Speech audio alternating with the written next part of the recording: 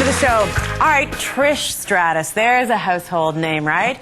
The woman has bagged 7 championship titles in World Wrestling Entertainment. Yes, and she's here. She retired last year, and now we are getting to see another side of her. Here is a look at the life of Trish Stratus inside and outside the ring. Welcome to the stratosphere, where university students applying to med school end up laying smack down in a wrestling ring. At least, that's what happens in Trish Stratus's world. Born Patricia Strategias to Greek and Polish parents in Richmond Hill, Ontario, she was the tomboy in the family. After high school, she went on to York University in Toronto and was well on the road to medical school. Friends pushed her to go into fitness modeling. Well, it wasn't long before she was approached by the then WWF. After a few injuries and lots of drama, Trish Stratus won 7 WWE Women's Championships. She's retired from the sport, and she just returned from her honeymoon with her high school sweetheart. Her wedding was featured in today's Bride magazine. And this summer, Trish will be hosting Second City's Next Comedy Legend, a comedy reality show on CBC where we finally get to see her gentler, funnier side. Wow. And we all know I had my own run-in with that show, and that's where I first met Trish Stratus, who joins me now. And you see, there's the beautiful cover of today's Bride. You look so much more smiley in real life, I must say. Yeah, actually, I was a little surprised. We had tons of pretty smiley, and most of my shots are really kind of, sexy and wrestling girlish. Yes. So we were excited to have a nice, pretty, soft smile, and then we saw that I look like I'm either like, who's behind me, or what do you want? No, I have to get married? What? Nobody told me about the dress. Yeah. Is my bow tied? Maybe I'm saying that. I don't know. Do you ever really leave the wrestling world? I mean, what's it like to have been so iconic in one sort of area and now have left it behind? You know what? I feel like I would never want to say I did everything, but I kind of did. No, I'm just kidding. 7 championship titles. Yeah, I kind of done that. And there was for the women that were kind of in the industry at the time, I had sort of faced off with everyone I had wanted to face off with, and I'd been on the road for 7 years. It was literally, there's no off season. 300 days a year, you're on the road, you're traveling, and I just really I wanted to stop and smell the roses and really enjoy my friends, my family, my husband. My husband and I have been together. We're high school sweethearts. We've been together for 15 years. So we were going to get married, but it was later. I don't have time. I'm wrestling right now. There was no time. It was a constant go. So when I retired, I got married 2 weeks later, and it's been really nice to just pick and choose. And with this, Second City thing that came up, I was like, I'm available. I wouldn't have been if I was still wrestling. That's what I wanted to ask you, because we talked about how you almost went to med school, and that was sort of your path not taken. And so now that you have the time, I mean, comedy, there's an interesting choice. Why comedy? For some reason, every little gig that I did outside of wrestling happened to be comedy. I broke my thumb one time during wrestling, and I went to Second City, thought, I'll take some improv classes, because what we're doing in the ring is kind of improv. You're sort of calling it as you go, and you're performing live in front of a crowd. And when I was there, they were like, oh, we should do a show, a one-night-only show, where you come in, like Saturday Night Live, where you basically come in, do some sketches, show that side of you. I had characters, which I had been doing for years. Don't ask me why. Just had characters. I did in the mirror. It was in me, yeah. So that was my Second City experience. And then I did Mad TV twice, and I did Just for Laughs Festival. I was with Caroline Ray. I did a show with her in Montreal. So all my outside gigs, and just part of my personality, just when I was the character in wrestling was pretty much me but amplified, and there was kind of a funny side to her, and that kind of what came naturally. And so when the Second City show came up, they gave me a call, and they knew me from I'd been popping in. I do improv on the stage once in a while with the group, and they're like, yeah, you'd be great to be the host. And I actually at first wasn't going to do it, because it was I didn't know if I wanted to be here we go, commercial break, and that was it. I said, can I do lots of stuff though? And they're like, you can be Ryan Seacrest / Tyra Banks / whatever you want to be. I was like, all right, great. So and it was a lot of fun. It was great. See, that's what I find intriguing about you, is that there's so much more to you than, the fact that you said, I don't want to just say, and now we throw to commercial break. You weren't that kind of wrestler either. You seem to be kind of different from. I want to say, what's a nice, smart girl like you doing in a wrestling ring?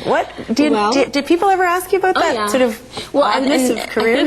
I think why I was able to have such a long career and such a winning the championship sometime, just being the great stuff that I got thrown my way, I guess, from the wrestling world, came from me wanting to learn. I've always played sports my whole life. I was a tomboy, and when I got hired to be in the WWE, it was kind of to be eye candy, walk the guys to the ring, and sort of you know. And I was like, can I also like throw some punches and drop some elbows?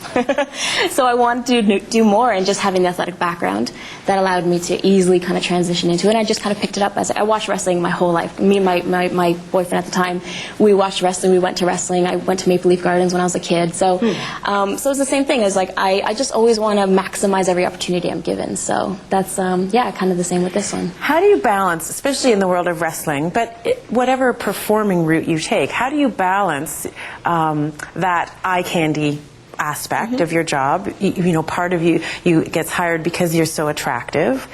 How do you balance that side of being a woman with all the other aspects of you that you want to be known for beyond the surface? I think I actually started that this was one of my goals when I started fitness modeling. This is how, before I got into wrestling, I knew I was being hired to, like, you know, be the physique model, and, you know, because I was pretty or whatever it was. But I thought, once I got your attention, now you can listen to me. And so it's kind of like, that's what I kind of go for every time. Like, you know, you get this opportunity and you're able to, like, use it as a platform for whatever you want it to be, you know. And I think the balance comes in just, you know, always being true to yourself, but not taking yourself so seriously and not believing the hype. With wrestling, the thing about wrestlers is everyone always says, we thought you guys would be so snobby, or you guys would be like, you know, you're stars, but it's like it's a team effort. It's like all of us coming together to put this thing on, so we know it takes all these people around me, like whether it's my makeup artist or my camera guy, like it takes everyone to put that thing, so it's not just me.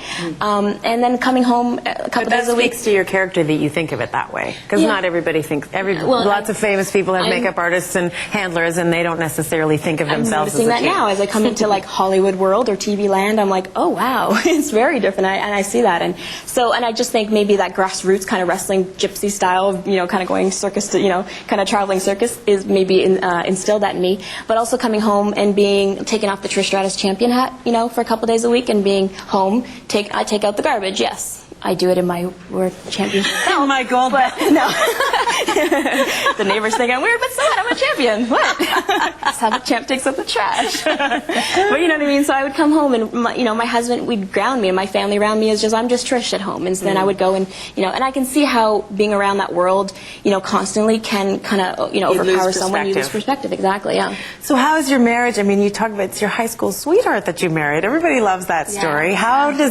Has your relationship handled all the travel and the fame and the iconic status that you have at your work? He is just amazing. I mean, he not only for sticking by for so long with this crazy schedule, but like I said, he's the one that grounded me. He's the one, because he was a fan of wrestling as well, he knew what we were getting into. It was like, okay, and see, when we were dating, and we both wanted to have our careers sort of like, as you know, establish ourselves as separate entities first. And so to be a doctor, I would have spent that much time to become the doctor I wanted to become anyway. So we knew we were kind of putting aside this time to establish our careers. So he stood by me through all that time. And then now it's like, we knew it's like, let's just work to get to where we want to be, and then we can enjoy each other. And that's where we're at, where we, you know, I retired, and like since then we finally did our honeymoon like 6 months after we got married, just because I had the time finally. Right. But you know, we were doing the things we want to do. We're spending time together. We're going for bike rides. We're doing fun stuff, you know, and it's great. That's so great. Well, you've earned it. You know, I have to say, in my career, I have had the good fortune of interviewing Hulk Hogan, who was also a surprisingly lovely fellow, and I arm wrestled him. So can you maybe show me some of your fancy moves? So you're not asking me to arm wrestle? No, I don't want to arm wrestle you, because I whooped Hulk Hogan. Oh, you're the so champ. I know So I can put you down. Okay. But I'm just wondering if you know, if you have any sort of tips before you go. Oh, like some moves maybe. Some of your wrestling moves. Let's see. I feel I could handle it. I'm going to name a few of my moves. Tell me if you think you're interested. Chick kick. Sure. It's a high roundhouse kick, probably not good in like heels. It would hurt. No. Yeah. Let's see, I have the Stratisfaction Bulldog. Oh, where my you goodness. Smash your opponent's face into the ground. Probably we shouldn't do that right now. No. No. Oh, I got a good one. If you're ever in trouble, can I show you? Yes. Okay. Please. Okay, this one is just, it's like a standard. You can always go to it if you need to. Basically, someone's, you know, harassing you, and what you do, I'm you here, and you're like, I can't stand this person. What I'm going to do is, boom. Oh. And that's the standard nut shot. Plus, say that on CBC? You just did. Oh, yes, I did. Sorry, that was a beep shot. But it works. It's very effective. Okay. Yeah, and I think it works on women as well. Camera people, beware. I know the Trish Stratus nut shot. Okay, there I said it too. Okay. See that? Thank you so much, Trish. I feel more prepared for life already. Former WWE champion Trish Stratus, my guest today. Thank you so much, Trish. Thank you. We will be right back.